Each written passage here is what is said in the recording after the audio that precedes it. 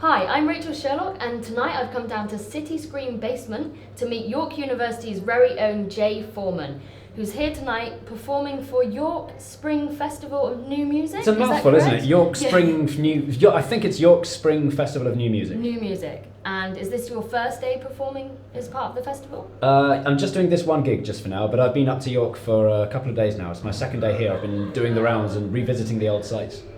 Brilliant. And have you found it kind of nostalgic? It's, on the one hand, it's really nostalgic because I really loved this place when I was a student, so it's great to be reminded of it all. But on the other hand, it's quite sad to be reminded that I don't actually know anyone here anymore, and I suddenly feel really old.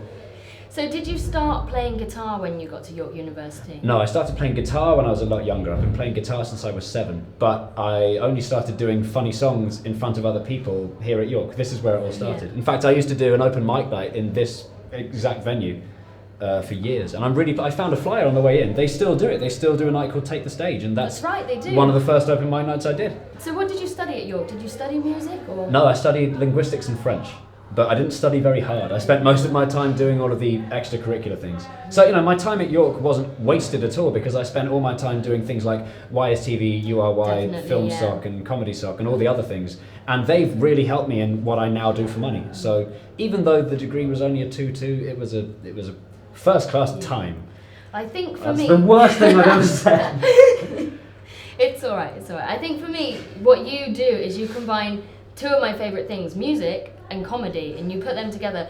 Did your inspiration come from York University? Because I know your first couple of songs were about student, living, stealing food. I was writing for the people that were likely to be in the audience, and that was fellow students. And so I wrote songs that would appeal to students. So I wrote about stealing food. Stealing food.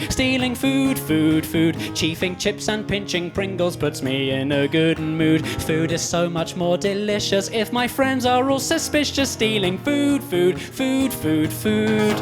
Now the most efficient way to satisfy your appetite is to raid your housemates' cupboards in the middle of the night. But no matter how you're tempted, you should never take the lot. Leave the packaging behind, remind them what they haven't got. So Jay, you've done a lot of music festivals and won quite a few awards. Do you want to talk about them? What was the first kind of big major stepping stone for you? A big major stepping stone was the Edinburgh Festival. I first went up to Edinburgh with York Comedy Society in 2006, and back then I wasn't doing my songs on stage. I was with the Comedy Soc doing acting and sketches and a bit of writing. But that was the first time I'd been to the Edinburgh Festival and fell in love with it and decided I really want to do a show here someday. And it took me 2 years after that to finally do my solo show. And I've now done 3 shows, and this will be my 4th coming up.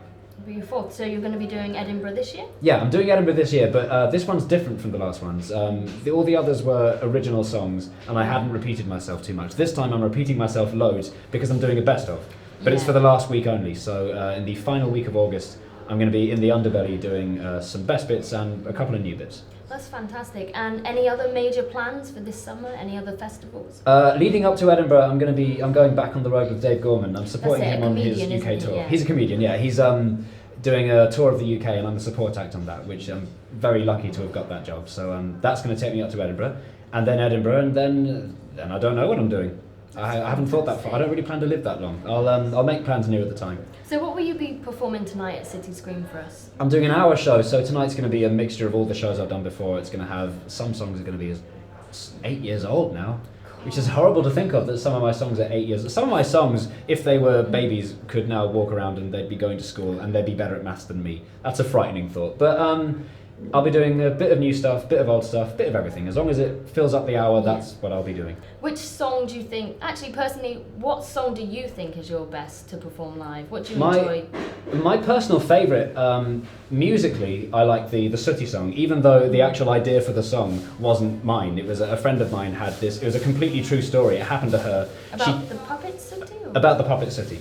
She told me this story about how she once had this really terrifying experience watching the Sooty show live. I thought it was one of the funniest things I'd ever heard, and so I asked her, do you mind if I do a song about it? And it's now a song that I play.